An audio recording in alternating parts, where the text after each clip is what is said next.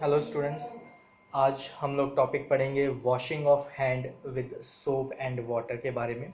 तो washing of hand in with soap and water, ये जो है आपका NIOS का CCH के प्रोग्राम के अंडर में आने वाला प्रैक्टिकल है। और वैसे भी पैरामेडिकल स्टूडेंट्स को भी ये जानना, मेडिकल से स्पेशली मेडिकल स्टूडेंट्स को भी ये जानना बहुत ज़रूरी है कि हैंड वॉश किस तरीके से किया जाता है। तो हमारा एम जो है यहाँ पे to learn the correct method of hand washing. Requirement, material required: soap solution, tap water, nail cutter, disposer and dry towel और क्लॉथ। मेथड की बात करें तो सबसे पहले हमें अपने हैंड को रब बोथ हैंड टुगेदर, यानी दोनों हाथों को आपके एक साथ रब करना है। It will lose dirt. इससे क्या होगा कि जो आपके हाथ की गंदगी है वो हाथों से निकलेगी। And remove micro organism from fingers and hand, यानी जो माइक्रो ऑर्गेनिजम्स हैं वो रिमूव होंगे। यानी दोनों हाथों को जब आप टैप वाटर में इस तरीके से रब करेंगे, ऐसे रब करेंगे, तो इससे क्या होगा, जो आपका डस्ट है, जो डर्ट है, वो रिमूव होगा दोनों हाथों से। और साथ ही साथ में उस डर्ट के साथ में माइक्रो ऑर्गेनिजम्स भी जो हैं वो हट जाएंगे। फिर बात, उसके बाद नेक्स्ट स्टेप होगा हमारा use soap for better cleaning of hand. यानी जो आपका सोप है, यानी आपने जो सॉल्यूशन लिया है उसको आपको हाथ में लेना है, सोप को लेना है, और क्या करना है उसके बाद अलाउ फ्लो ऑफ, उसके बाद आपको उसमें सोप को अच्छी से उसको रब करना है। पोजीशन, अगर मैं हैंड वॉश की प्रोसीजर की बात करूं तो आपने सबसे पहले वाटर में उसको इस तरीके से अच्छी से आपने क्या किया, उसको रेंज कर लिया।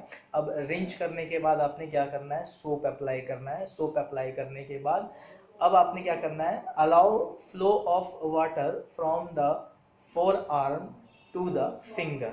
अब जब आपने सोप अप्लाई कर लिया, यहाँ पे मैं स्टेप्स नहीं बता रहा हूँ आपको कि आपने पहले सोप से फ्रंट में रब करना है, फिर ये आपको फिंगर के साइड में रब करना है, आपको पाम को रब करना है या टो को रब करना है, ये स्टेप नहीं बता रहा हूँ। मैं नॉर्मली आपको बता रहा हूँ कि मेथड क्या है आपका हैंड वॉश का। ठीक है, तो सबसे पहले आपने क्या किया, अपने हाथ को आपने रब किया अच्छी से इसको। ठीक है, उसके बाद आपने उसको सोप, उसके ऊपर सोप अप्लाई किया। सोप अप्लाई करने के बाद जो हैंड वॉश प्रोसीजर है, ठीक है, मेडिकल हैंड वॉश प्रोसीजर या नॉर्मल हैंड वॉश प्रोसीजर, आपने अच्छी से पूरे सोप को रिस्ट तक आपने अप्लाई किया है। ठीक है, उसके बाद जो आपका फोर आर्म है, फोर आर्म यानी ये वाला एरिया है, यहाँ से टैप वाटर का फ्लो आपको अलाउ करना है। यानी वाटर अगर यहाँ से गिर रहा है तो ये आपका टैप फ्लो का ये मूवमेंट रहेगी आपके पानी की। ठीक है, उसके बाद आपने क्या करना है, जब आपने अलाउ किया flow of tap water from your arm to the finger, arm से फिंगर की तरफ, यानी ये आपका आर्म एरिया है, यहाँ से फिंगर की तरफ आपने किया। उसके बाद आप करेंगे उसको dry with the help of clean towel या स्टरलाइज टॉवल। अगर आपके पास घर में क्लीन टॉवल है, आप उससे आप क्लीन कर सकते हैं। क्लीन करने का क्या तरीका है मैं आपको हैंकी से करके बताने की कोशिश करूंगा यहाँ पे। जैसे ये सपोज आपका हैंकरचीफ है, आप इससे जब आपने क्लीन कर लिया उसके बाद आप प्रॉपर हैंकरचीफ आप ओपन करेंगे और जो आपका है इसको इस तरीके से टैप करना है। यहाँ रब नहीं करना है, यहाँ क्या करना है आपको, ऐसे इस तरीके से प्रॉपरली आपने क्या करना है, टैप करना है अच्छी से। हर एक पार्ट को आप टैप करके आप क्या करेंगे, फिर उसके बाद आपने इसको प्रॉपरली टॉवल को या हैंकरचीफ को आप फोल्ड करके इसे इस तरीके से आप साइड में रख देंगे। स्क्रब करके नहीं रखना उसको। ठीक है, ड्राई करने के बाद फिर आप क्या करेंगे, जो आपके नेल्स है, अब यहाँ क्या है, वॉश हो गए हैं तो नेल्स जो है वो सॉफ्ट हो जाते हैं, तो आपके नेल्स की क्लीनिंग एंड कटिंग बहुत ज़रूरी है। नेल्स के एजेस पे जब नाखून बढ़ जाता है तो आप ध्यान देंगे नेल्स के एजेस येलो होने लगती है या ब्लैक होने लगती है। तो येलो और ब्लैक होने का रीज़न है कि वहाँ पे माइक्रो ऑर्गेनिजम्स जो हैं वो डिपॉजिट हो रहे हैं, तो उसको आपको प्रॉपरली क्या करना है, कट आउट करना है। अब आप, ये हो गया आपका प्रोसीजर। अब आ जाते हैं इसके रिजल्ट पे। जब आप देखेंगे, जब आपका हैंड नॉर्मली आप देखते हैं तो इसमें हल्का सा येलोनेस सा या ब्लैकनेस सा दिखाई देगा। जब आप हैंड वॉश कर लेंगे तो वो बिल्कुल क्लीन पिंक रेड आपको कलर का दिखाई देगा। नेल्स एजेस आपके पूरे क्लीन होंगे। दूसरा एडवांटेज की बात करें कि ये आपका हैंड वॉश अगर आप इस प्रोसीजर से करते हैं तो उसके क्या क्या एडवांटेज आपको, सबसे पहला तो आपका पर्सनल हाइजीन, आपके हैंड क्लीन हैं, आप कुछ खाते हैं कुछ पीते हैं तो वो माइक्रो ऑर्गेनिज्म या पैथोजेनिक सब्सटेंस जो है जो हाथ में इनकेस अगर रह जाते हैं वो आपकी बॉडी में नहीं जाएंगे, तो वहाँ पे क्या है आपको प्रिकॉशन एक मिलेगी।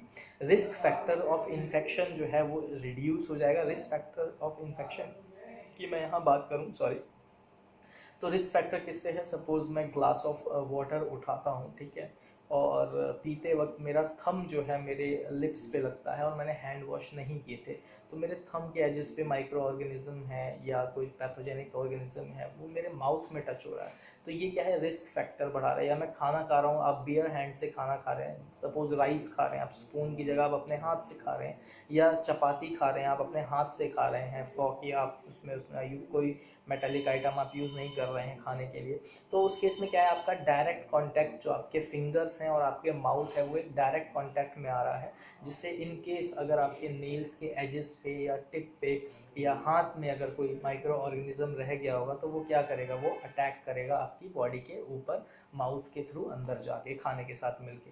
तो वो जो रिस्क फैक्टर है इन्फेक्शन का, अगर आप हैंड वॉश करेंगे तो वो भी रिड्यूस होगा। Prevent cross infection among patient. अब यहाँ पे जो मेडिकल सेक्टर के स्टूडेंट्स हैं या जो मेडिकल प्रैक्टिस कर रहे हैं कैंडिडेट्स हैं, उनका जो क्रॉस इन्फेक्शन रिस्क होता है वो भी कम हो जाएगा। क्रॉस इन्फेक्शन रिस्क की जो प्रिवेंशन है वो हो जाएगी।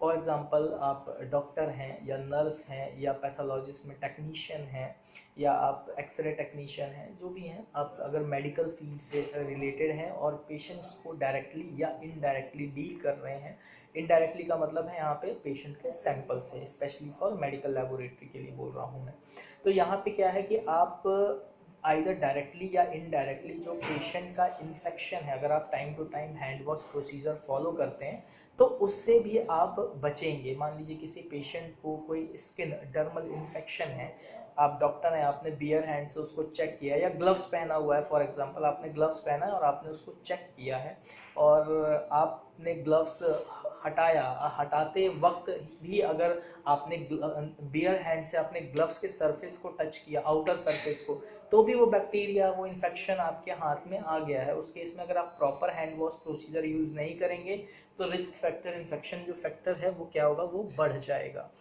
Important situation where hand wash is essential, मतलब कौन कौन सी ऐसी सिचुएशन है जहाँ पे हैंड वॉश बहुत ज़्यादा एसेंशियल हो जाता है, तो आपके लिविंग प्लेस यानी जहाँ आप रह रहे हैं, फॉर एग्जांपल मेरा ये ऑफिस है, मैं यहाँ रह रहा हूँ, तो 6 घंटे 7 घंटे मैं यहाँ बिताता हूँ अपने दिन का, तो मुझे ये एरिया को क्लीन रखना है, मेरे से मिलने 3-4 लोग आ रहे हैं तो उनके वो मल्टीपल पीपल से मिल रहे हैं, वो बैक्टीरिया लेके आ रहे हैं, या पेशेंट आते हैं अगर मेरे से मिलने तो वो एक इन्फेक्शियस पेशेंट आ रहा है, तो वहाँ पे आपका हैंड वॉश प्रोसीजर जो है बहुत मैंडेटरी हो जाता है। आप हाथ मिलाते हैं तो वहाँ पे भी आप देखते हैं कि आपको क्या करना है, आपको hand wash time to time अपना करना ही है। बिफोर पेशेंट कॉन्टैक्ट और examination, after patient contact and examination, मतलब आप किसी पेशेंट को एग्जामिन करने जा रहे हैं, फिजिकल एग्जामिन करने जा रहे हैं, स्पेशली जो गायनाकोलॉजिस्ट होते हैं या जो आपके गैस्ट्रो डॉक्टर होते हैं, जब वो कोई पार्ट का एग्जामिन कर रहे होते हैं पेशेंट का, तो वो एग्जामिन करने से पहले भी अपने हैंड वॉश करते हैं और एग्जामिन करने के बाद भी वो हैंड वॉश का प्रोसीजर फॉलो करते हैं।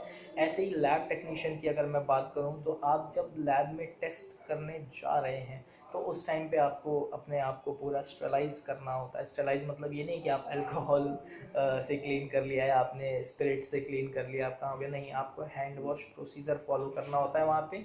और जब आप लैब को एग्जिट करते हैं, आप लंच टाइमिंग में जा रहे हैं या आप कुछ टी या कॉफ़ी ब्रेक ले रहे हैं, तो उस टाइम पे भी आपको क्या करना है, हैंड वॉश, और बीच बीच में आपको सैनिटाइज़र से अपने हैंड को सैनिटाइज भी करते रहना है।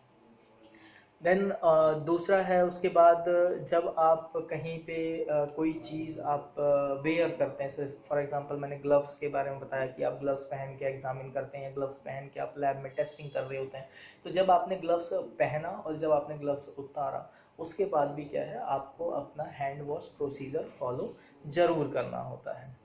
ये एक प्रैक्टिकल एक्टिविटी है। उम्मीद करता हूँ आप इसे रेगुलर बेसिस पे परफॉर्म करेंगे। आपको ये लेक्चर अच्छा लगा हो तो प्लीज़ लाइक, शेयर और सब्सक्राइब करना ना भूलें। Thank you and keep studying.